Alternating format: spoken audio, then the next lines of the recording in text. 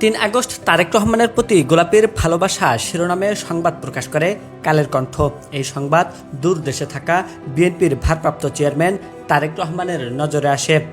এরপর অসুস্থ বৃদ্ধা গোলাপীর পাশে দাঁড়ানোর কথা জানান তিনি।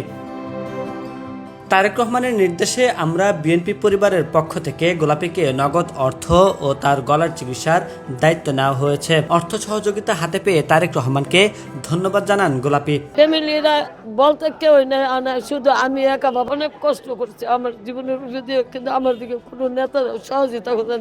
আমার নেতা আল্লাহ আমার মাথায় যত ছিল অত আয়ু দিয়ে আমার নেতারা বাঁচাইলে হোক, আর আমার নেতা বাংলাদেশ আয়ু। এর আগে গত ৩ আগস্ট ছাত্রদলের সমাবেশে গভীর মনোযোগ দিয়ে বিএনপির ভারপ্রাপ্ত চেয়ারম্যানের বক্তব্য শুনছিলেন এই বৃদ্ধা।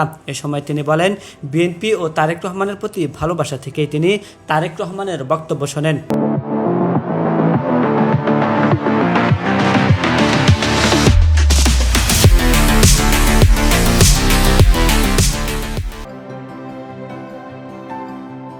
এ সময় তিনি তারেক রহমানের সাথে কথা বলার আকুতি জানিয়ে তার চিকিৎসার কথা জানান।